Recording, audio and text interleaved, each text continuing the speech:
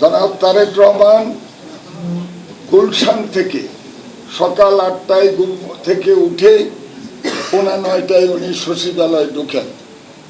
আমি গত 2 দিনে আপনাদের উপস্থিতিতে হতাশ।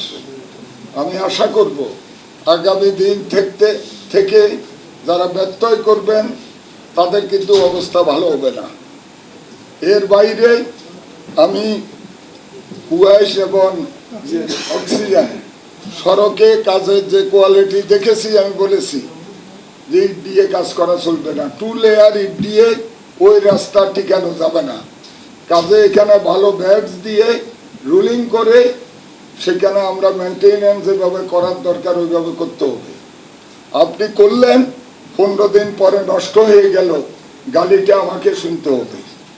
এই কাজ চলবে না। আমাদের সম্মানিত সংসদ সদস্যরা ওনাদের যে অভিজ্ঞতা, ওনারা বাস্তবতার আলোকে কথা বলেছে। 3 বছর 4 বছর যদি একটা ড্রয়িং ডিজাইনের জন্য মানুষ অপেক্ষা করতে হয়, অবশ্যই সিডিএকে গালি দিবে। আমি ওই কথাও বলেছি আপনাকে আজকে সকালে আপনাদের অনেককে, যেখান থেকে শহরকে সুন্দর করা হবে সেই ভবনের দিকে তাকিয়ে যদি মানুষ মনে করে এই ভবন থেকে ভালো কিছু আশা করা যায় না। আপনাদের অনেক ময়লার স্তূপ আছে, কালকের ভিতরে এগুলো পরিষ্কার হবে। মাঠে কোনো কিছু থাকতে পারবে না।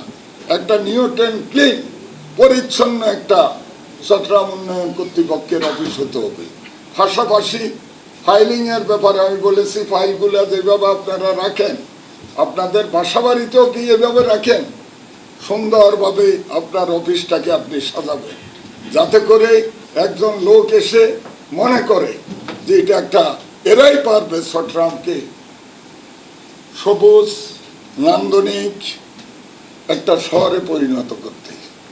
অত্যন্ত দুঃখ সহকারে আমাদের পটিয়ার সংসদ সদস্য বলেছেন, কল্পলোকে আমি গতকাল গভীর রাত্রে গিয়েছি, এক এক ভবনের এক এক দৃশ্য। এই জাতীয় হবে কেন? আপনারা ড্রয়িং ডিজাইন দিতে এমন সিস্টেম করবেন, ব্যত্যয় যে করবে তার ভবন আমরা ভেঙে ফেলব। আমাদের মাননীয় সংসদ সদস্যরা সহ চট্টগ্রামের প্রতি আমরা সবাই আন্তরিক। আমরা চাই একটা সুন্দর আধুনিক নান্দনিক চট্টগ্রাম হোক। পাহাড়,